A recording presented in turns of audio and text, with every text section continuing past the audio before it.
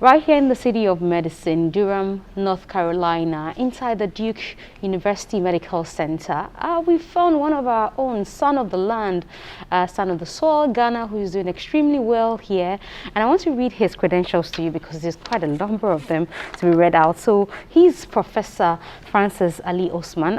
He's here at the Duke University School of Medicine, Durham, North Carolina, and he's a professor of cancer research and translational oncology.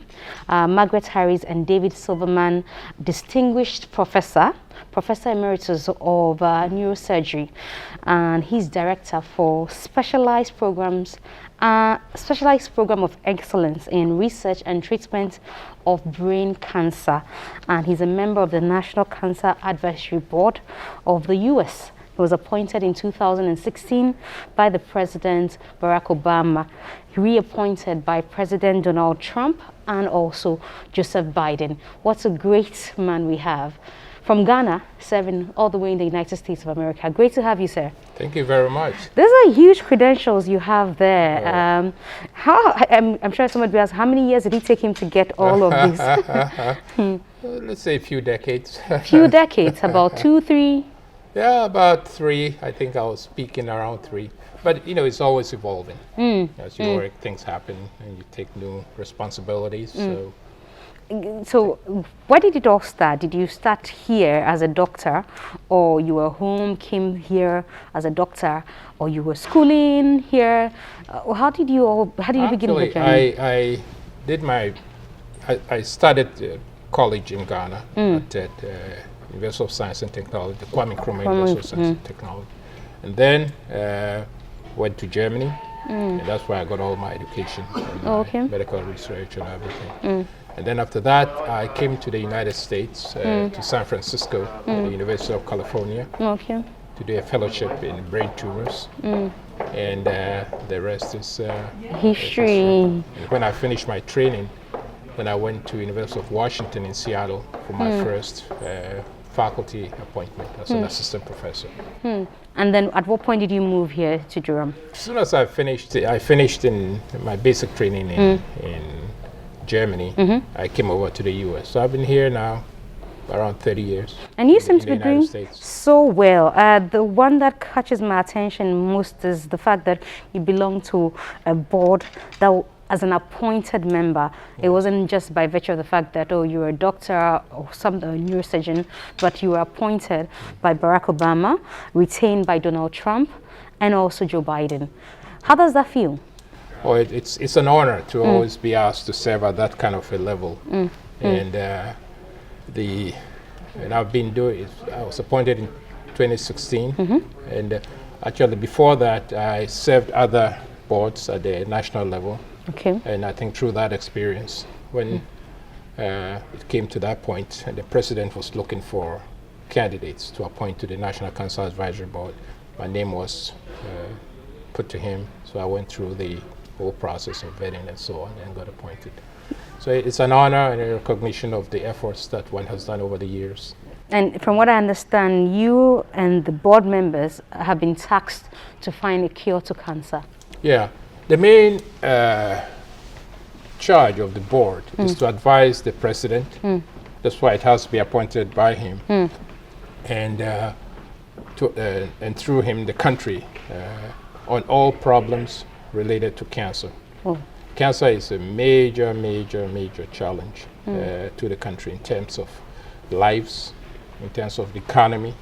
You know, billions of dollars are spent every year, and usually people get cancer later in life when they have, matured and can really begin to contribute a lot, and then it strikes. So it's a big problem, and for that reason, there is an actual act, National Cancer Act, that was passed by Congress to tackle this. It's the one disease that has an act of Congress dedicated to it. So our task is to review the status of cancer, what's happening, what should happen, what direction should the country go, and if there are national policies that should be done, if there are research areas that should be focused on. So that's our our main task. And I'm looking at you speak about this so beautifully, and I'm saying to myself, how long has it been in Ghana? Do you come frequently? Oh, actually, the first couple of decades, you know, I was so busy getting things going. So I would go only if there was a family reason to go. My parents were sick, or, you know, just go for a few weeks. But in the last few years, I've been going a lot more frequently. Okay. And have you monitored the medical system down in Ghana? Oh, absolutely. I've had some beginnings of collaboration with the Noguchi, starting a few years ago. And because my specialty is brain tumors and brain tumor research, I've been working with some of the neurosurgeons at Kolebu. And so, yeah, I've been beginning to have, as a matter of fact, we're right now, there's an opportunity to take the collaboration to another level. That has just been announced, a request for proposals to do some research. In Ghana? In Ghana. So we're putting it together to take all these efforts to the next step. I actually sent some equipment and a few things to Noguchi. Is this out of benevolence, or you were charged by government, or Noguchi is in partnership with you? When the director of Noguchi, one Alex Nyakun, which is about 5 or so years ago, 5, 6 years ago, when he was there, we sort of became friends, and we had him visit Duke University and met a number of people here. So and right now there is not much of research going on in cancer. Well, let me correct that. There's some clinical, quite a bit of clinical research. But the next level of research, the molecular aspects of cancer, that can feed into the treatment and the novelty. There's not much going on. So the idea then was to begin such an effort at the Noguchi. And for me to help with my expertise and experience to help set that up. And how far gone are we with, you know, this initiative or this partnership with Noguchi? Well, it's still in the making. There have been 2 changes in directorship of the Noguchi. You know, whenever that happens, whatever the focus shifts, everybody comes with their. I think that now COVID, of course, is top on everybody's focus. But I hope to be able to pick it up and continue, because we definitely need it. Okay, the reason I ask these questions is because I see the efforts put in by the government here in fighting cancer. And I'm asking if you feel or you see that same effort being given to cancer or cancerous patients in Ghana. I think that's a very good question. You know, the medical situation in Ghana, it's research, especially that kind of in-depth research I'm talking about, it's a little bit of a luxury. But again, they're doing a lot of good clinical research. You know, they're doing very well there. But yes, it costs a lot of money to do this kind of work. And the U.S. is fortunate to have like I said, a National Cancer Act. So every year, which we do not have at home. We don't have it in Ghana. What do you think is denying us that? Well, I think it's a complicated question. I'm not too sure of, you know, the actual issues that would make that difficult. But what I know is that it is necessary. Because cancer is the #1 killer. Most people don't know this. It's the #1 killer in Africa, in the third world, and this is malaria and HIV combined. And it's and cancer diagnosis and treatment is quite a complex undertaking. It's not one disease; it's multiple diseases. Can attack any part of the body. So setting up a cancer effort is much more challenging. You need the expertise of scientists and like me and clinicians and the public, and so it's multidimensional. But I think the time has come for us to seriously consider having a national cancer institute for Ghana. Most of the advanced countries, Japan, China, have been to all these places. I know the US, the UK, they all have such dedicated, concerted efforts on the disease. So I think we might start small, with some low-hanging fruits, but I think it's time from the level of the government to declare this as a national problem and to bring in the necessary expertise. There are people like me, and there are others also here in the US and other parts of the world who can help make this happen. Beyond Noguchi, are you looking for collaborations with the health sector in Ghana, for instance, maybe some partnership or some form of knowledge transfer with our big hospitals, say Kolebu, or whatever, even the Ghana Health Service, in general? Yes. Are you looking for such collaborations? Are you open to such collaborations? Oh, absolutely. We're very open. But again, the challenges would be that, it's a partnership. And I think there are many areas that we can begin to do such. And it can begin with just helping with patients who have cancer. There's telemedicine. A lot of consultation can be done. You don't need to see the patient. And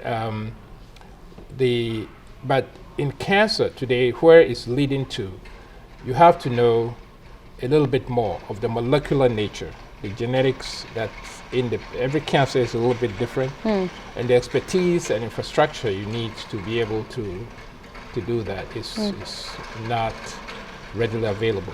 For example, if a woman has a breast cancer, you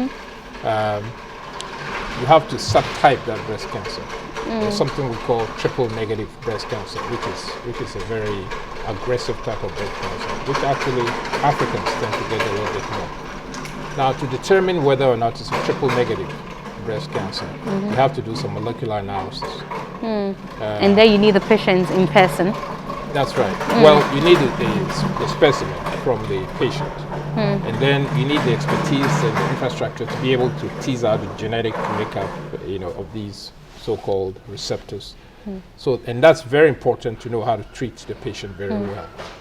So things like that are low-hanging fruits that I think with their commitment we could set up.